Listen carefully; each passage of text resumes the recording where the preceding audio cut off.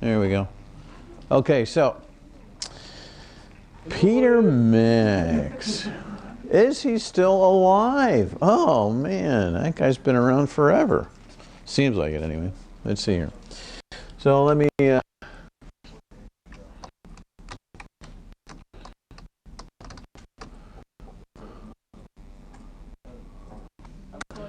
Max paintings, images.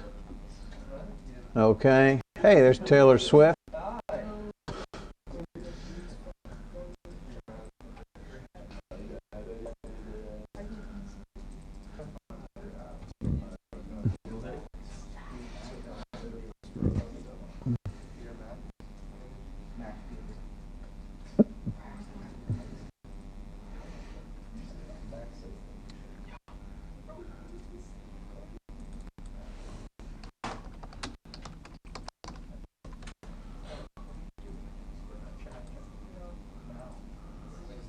So one of the most famous things that he did was he did the artwork for the Beatles' Yellow Submarine album.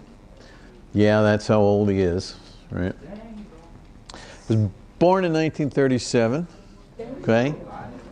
Yeah, and he's still alive. He is. And the last I heard, which was within the past 10 years, he is still producing art. He has a staff that helps him, and most of where he sells his work, from what I understand, well, there's the internet, you can buy stuff online, but he's also, he goes on cruises and sells his work on cruises. How about that? That's kind of a cool thing to do, about a career path, right? So there is the Beatles' Yellow Submarine. Let's see here. Let's do art. Oh, I know. And he also did work for the TV show called Mad Men. If you ever saw that on AMC, what was done, it was very much like this. Now this one is one of his favorite ones, famous ones. Yeah, this might be the Mad one. Yeah, so I don't know if I ever saw Mad Men on, forget what cable channel it was.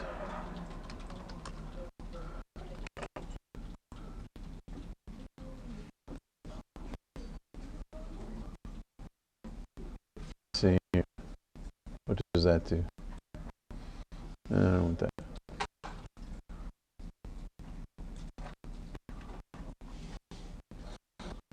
Ow. Go away.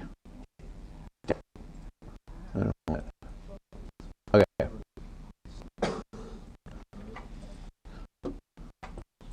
Oh.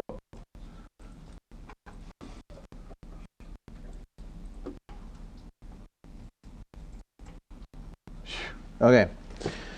So you've hopefully you've taken a couple minutes to look at some of his work. Okay. Anybody kind of take a guess on when was the highlight of his career, when he was most famous? Anybody want to take a guess? I gave you a hint already. Yes? The 80s? Nope. Although he was pretty famous in the 80s. The 60s and 70s. Does anybody remember when the Beatles, let's see, when the Beatles broke up? It was a big darn deal. Remember what year? Anybody know what year the Beatles broke up? Not that you should. I'm just curious. 1969. They were world famous from about 1963 through 1969, although they got together in the 50s as a group. And anyway, so then Peter Max and the Beatles intersected paths for the Yellow Submarine album was one of their later albums in their history. And then Ringo Starr, the drummer of the Beatles, actually has a grand piano that was painted by Peter Max later in the 90s. So anyway, so there's a connection there. So he's 1937. He is still alive, born 1937, okay? And he's considered a pop artist. Now, does anybody know what pop art is? What's pop art?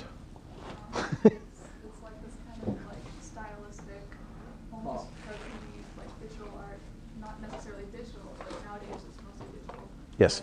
It's where you have like this colorful background and it makes the subject of the image talk. Yes. Okay. It's also, so it is brightly colored. It's like bright, B-R-I-G-H-T. Bright colors. And we want to say, let's see,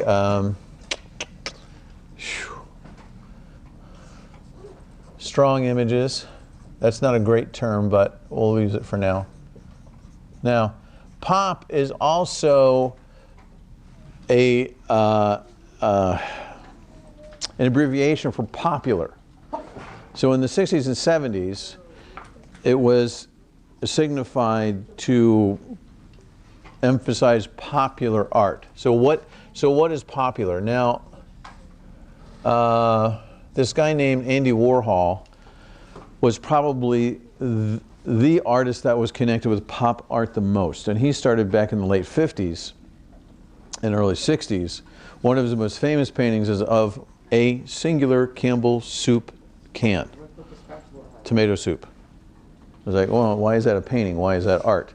And part of it was because he was indicating that American consumerism was an issue. That Americans were so consumed to consume that they didn't realize that they were in this sort of commercial trap of buying stuff. And he emphasized that in his art. Peter Max, what would you say would be the subject matter of his art? If Andy Warhol was all of our consumer goods, he really related to the supermarket and all of the multiple items that were available through supermarkets and consumerism. What did Peter Max kind of focus on as you look through his art? What would you say the subject matter would be? People, okay, yeah. People doing what? Existing, floating, staring, okay. Popular items. Okay. So let me change colors here. Oh, wait a second.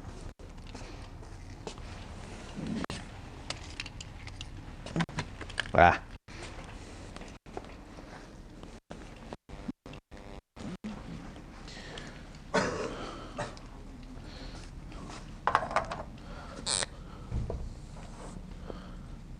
So what are the characteristics of the artwork, characteristics of Peter Max's art? Hi. What would be one way to characterize the artwork? Colorful in what way? Wait a second. Colorful imagery. Oh, I like that. Uh-huh. Were you going to say something? No. I was going to say being hipster, but like a hippie. I'm not sure. Yeah, there you go. Hippie, right? So the hippie movement in the 60s and 70s were related to, how do you guys understand? Did anybody learn about the hippie movement in the 60s and 70s and what that was all about? Yeah? Anybody want to give me some, how you understand that? What were they famous for? They did emphasize the marijuana use in their lifestyle. That's true, yes. Psychedelics. Okay, you're talking, right? Yeah. Peace, love, harmony, all that stuff. What was one big event in America, actually in other parts of the world, in the 60s and 70s, there was something happening, actually since 1961, I think, that really kind of solidified this generational gap. This group that we call the hippies, and then the older people. Anybody remember what was happening? Well, you're close that it was a military conflict, but it was not World War II. It was Vietnam. Okay? And Vietnam was never really declared a war. But we were there for like a decade and spent a ton of money and did all sorts of, you know, warlike things. And the younger generation, the hippies, were emphasizing peace and love and all that good stuff and getting back to organic kind of stuff because they were reacting against what America was doing militarily in Vietnam. So the whole psychedelic thing, the whole peace-love thing, very earthy, very cosmic, were very strong themes for Peter Max. Okay? So I'll put hippie. We'll say organic, cosmic. Whoops. Okay. Freestyle? Sure, we'll say freestyle. Okay. Colorful images. Okay, so there are, I'm trying to think if this is true. I'm pretty sure pretty much in every Peter Max painting that has become famous, there is a human figure.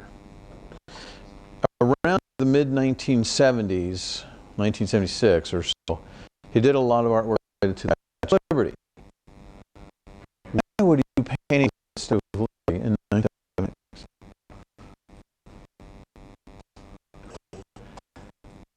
No, Cold War was around the 1960s. I know I'm testing your history here, but it's really important to kind of connect what's happening in society with art. 1976? 1776? Anybody remember what happened in 1776?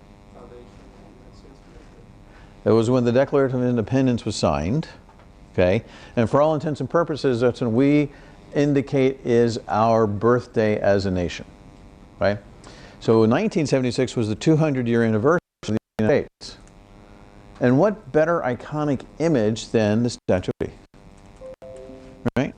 I mean, that was awesome. So if you look through Peter Max Statue of Liberty, you have a lot of the same characteristics that we see in this work here. So as a matter of fact, let's go ahead and take a minute and look at that.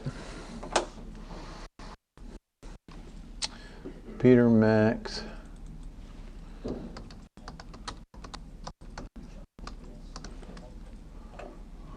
There we are.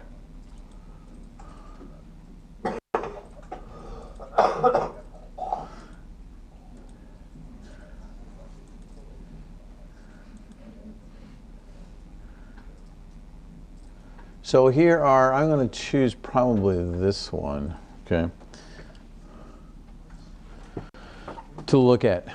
Okay, so again, it was very popular at the time, right? So it is in, as far as a category, pop art, and so it relates to that original America, right? Generational. So looking at colorful imagery, what kind of colors would we say Max uses?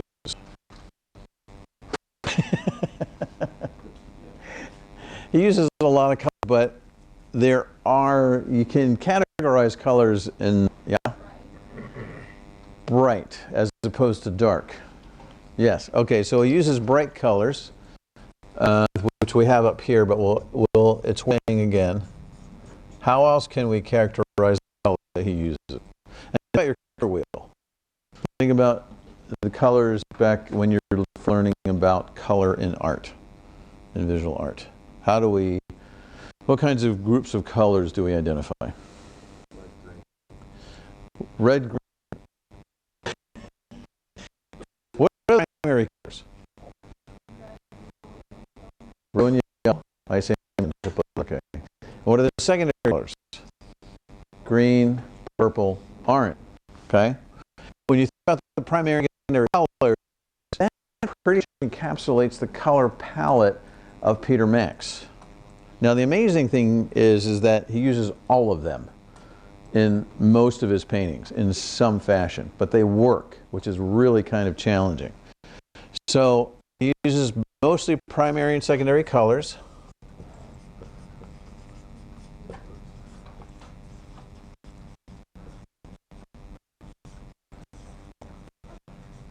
Okay. And now, when you have, what are, okay, back to the color wheel. And he also uses what we could say is contrasting colors. What are contrasting colors?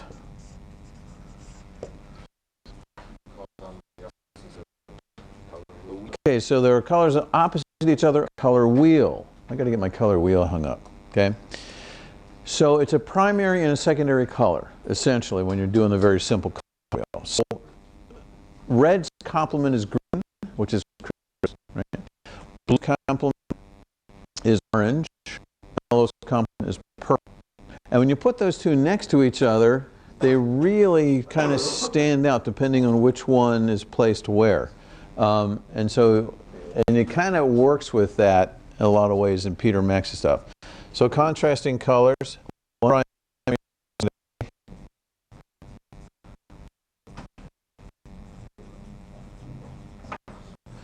Now shapes. What kind of shapes are in most of his paintings? Stars. I'm sorry, large? Stars. Stars. Okay. What else?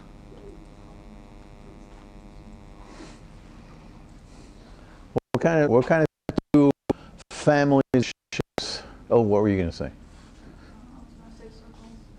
Okay. So there are two. What are two main families of shapes that we think about when we think about visual art? One of them relates to a kind of math class. Geometric. Yeah.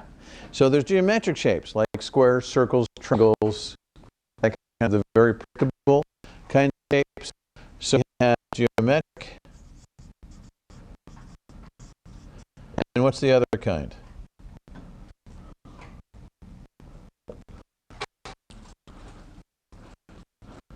If geometric is very regular and predictable and measurable, close, organic. Okay, so the other kind of shapes that we do with artists is organic.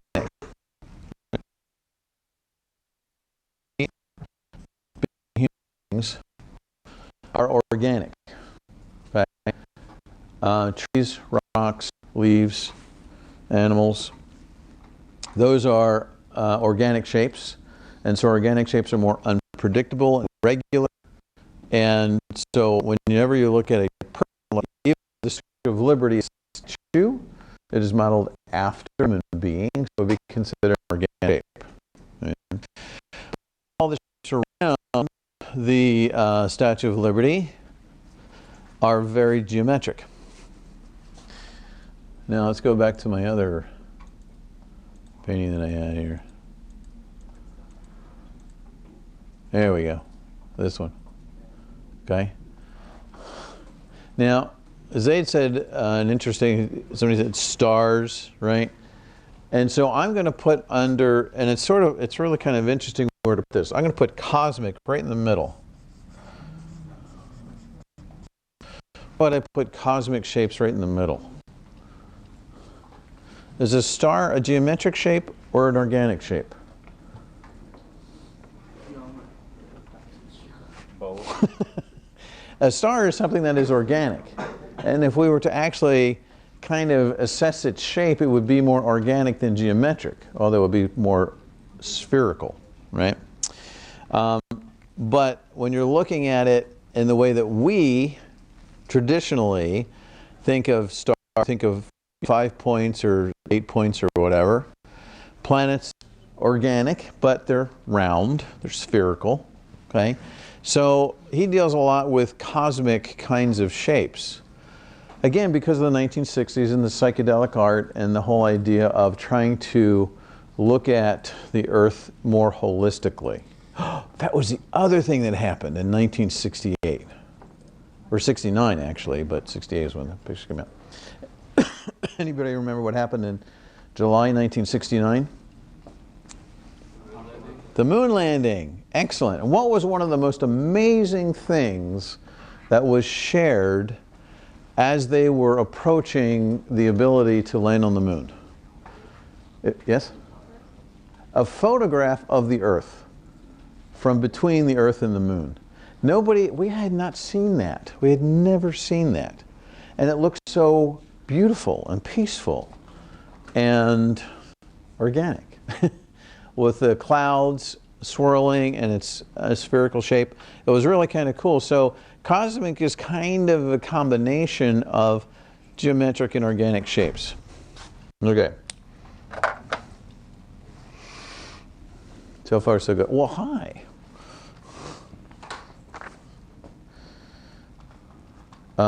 Yes. Sophia, where did you go?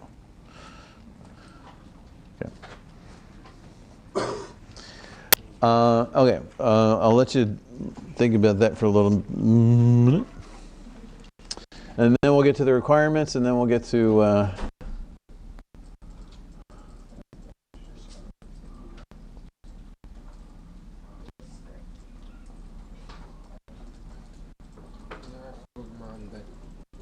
I'm sorry? Yeah. Yeah, go ahead.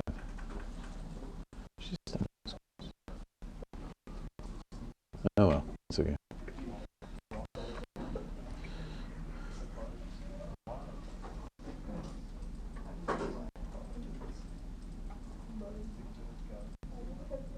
Oh well, no, don't worry about it. Okay, so last but not least are your requirements.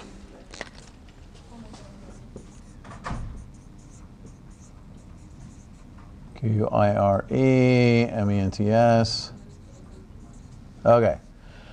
Now, we got into Illustrator today, and I want to use Illustrator for you to create this project, but if you're just really anti-Illustrator, you can use Photopea, because what we're doing in Illustrator, I believe you'll be able to do in Illustrator. So, it's going to be a US letter size document. And it's going to have somewhere in there Mac's portrait in the title. It's going to have your photo portrait. Now, there's the profile, and then one that I call the mugshot. Anybody know the difference between a profile and a mugshot when it comes to photographs of people?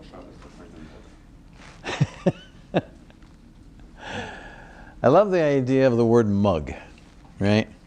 Because sometimes we think of coffee mug and a cup, but it's also our face, mug shot, right? Kind of a thing. So a mug shot is straight on. Driver's license, hopefully you'll never have one where you are